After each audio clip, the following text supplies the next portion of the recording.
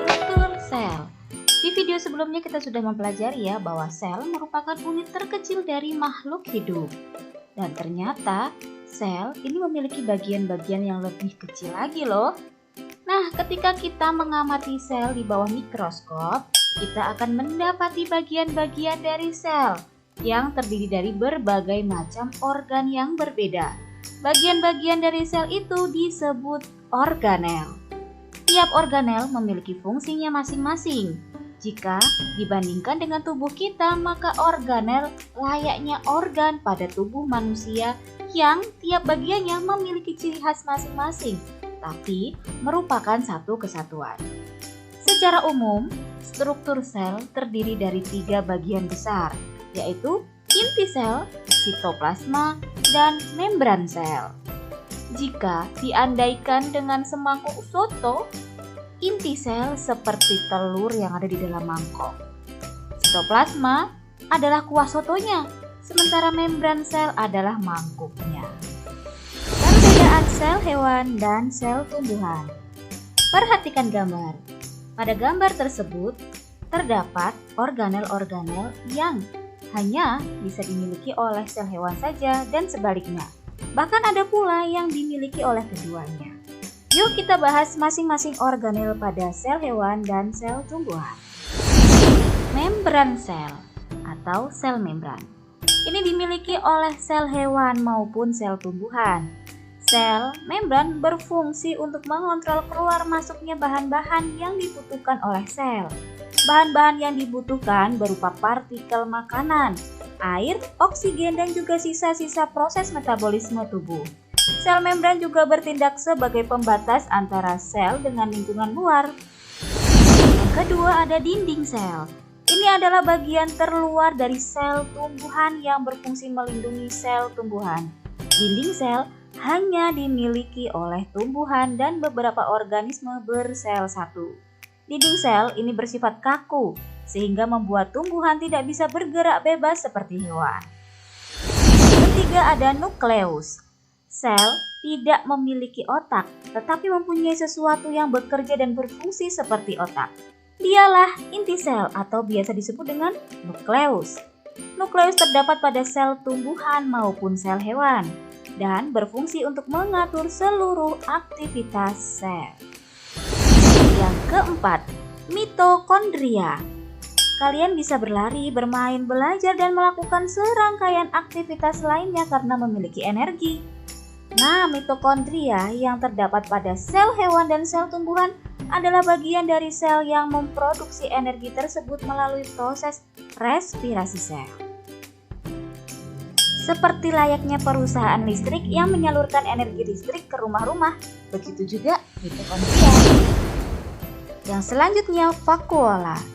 Sel menyimpan air, makanan, dan sisa-sisa hasil metabolisme di dalam vakuola.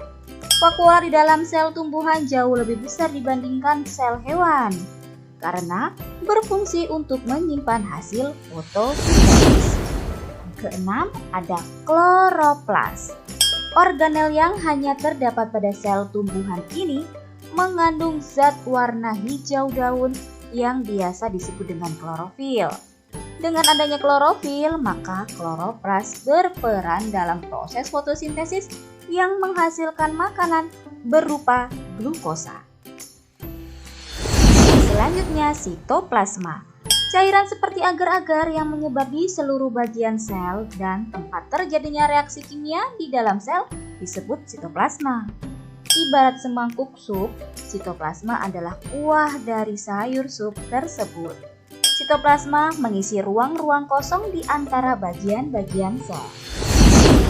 Fakta sains. Tahukah kamu bahwa sel hewan ini memiliki keunikan loh? Yang pertama, sel hewan ini berukuran lebih kecil dibandingkan dengan sel tumbuhan. Hal ini disebabkan karena tidak adanya dinding sel. Yang kedua, hewan dan manusia ini menghasilkan miliaran sel setiap harinya untuk menggantikan 100 sampai 150 juta sel mati dalam tubuh mereka setiap detik. Yang ketiga, semua sel hewan memiliki potensi untuk segera memperbaiki dirinya sendiri dan langsung berfungsi saat itu juga. Jika tidak berhasil memperbaiki diri, mereka langsung akan menghancurkan sel yang rusak tersebut. Yang keempat, setiap sel yang ada di dalam tubuh hewan dan manusia dapat menghancurkan dirinya sendiri selama infeksi, cedera, atau pada kondisi langka tertentu sehingga tidak berdampak pada sel lain. Oke, hasil kita selesai, tapi sebelum diakhiri, seperti biasa review dulu. Soal yang pertama, bagian-bagian sel terdiri atas berbagai macam organ yang berbeda disebut A. Sel, B. Organisme, C. Jaringan, atau D. Organel. Ya, jawabannya adalah bagian-bagian sel disebut dengan organel, yang D. Soal kedua, pernyataan di bawah ini yang benar tentang sel membran adalah A. Sel membran hanya dimiliki oleh hewan, B. Sel membran merupakan bagian yang mengisi kekosongan dalam sel, C. Sel membran berfungsi sebagai pengontrol keluar masuknya bahan-bahan yang dibutuhkan oleh sel, atau D. Sel membran berfungsi untuk melindungi sel di dalamnya.